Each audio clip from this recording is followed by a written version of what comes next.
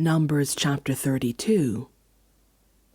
The Reubenites and Gadites, who had very large herds and flocks, saw that the lands of Jazer and Gilead were suitable for livestock.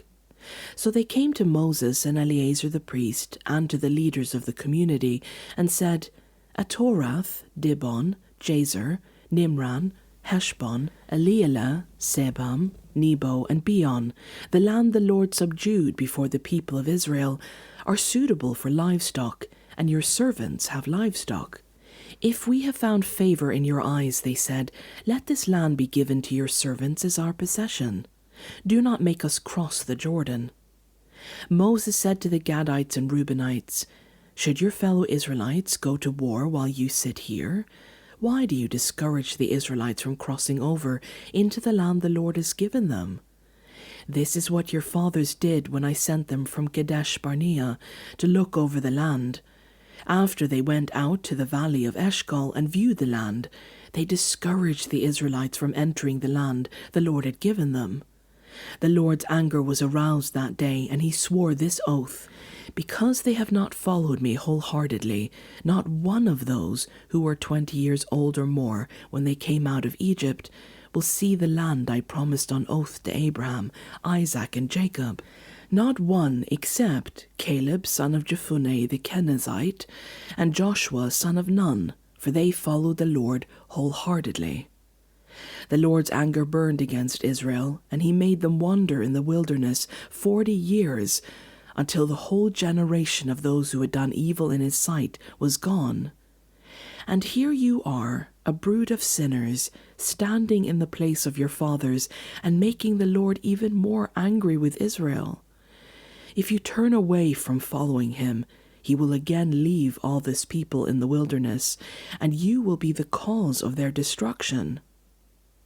Then they came up to him and said, we would like to build pens here for our livestock, and cities for our women and children, but we will arm ourselves for battle and go ahead of the Israelites until we have brought them to their place. Meanwhile, our women and children will live in fortified cities for protection from the inhabitants of the land. We will not return to our homes until each of the Israelites has received their inheritance. We will not receive any inheritance with them on the other side of the Jordan, because our inheritance has come to us on the east side of the Jordan. Then Moses said to them, if you will do this, if you will arm yourselves before the Lord for battle, and if all of you who are armed cross over the Jordan before the Lord until he has driven his enemies out before him, then when the land is subdued before the Lord, you may return and be free from your obligation to the Lord and to Israel, and this land will be your possession before the Lord. But if you fail to do this, you will be sinning against the Lord, and you may be sure that your sin will find you out. Build cities for your women and children, and pens for your flocks, but do what you have promised. The Gadites and Reubenites said to Moses, we, your servants, will do as our Lord commands. Our children and wives, our flocks and herds, will remain here in the cities of Gilead. But your servants, every man who is armed for battle, will cross over to fight before the Lord, just as our Lord says. Then Moses gave orders about them to Eleazar the priest and Joshua son of Nun, and to the family heads of the Israelite tribes. He said to them, if the Gadites and Reubenites, every man armed for battle, cross over the Jordan with you before the Lord, then when the land is subdued before you, you must give them the land of Gilead as their possession.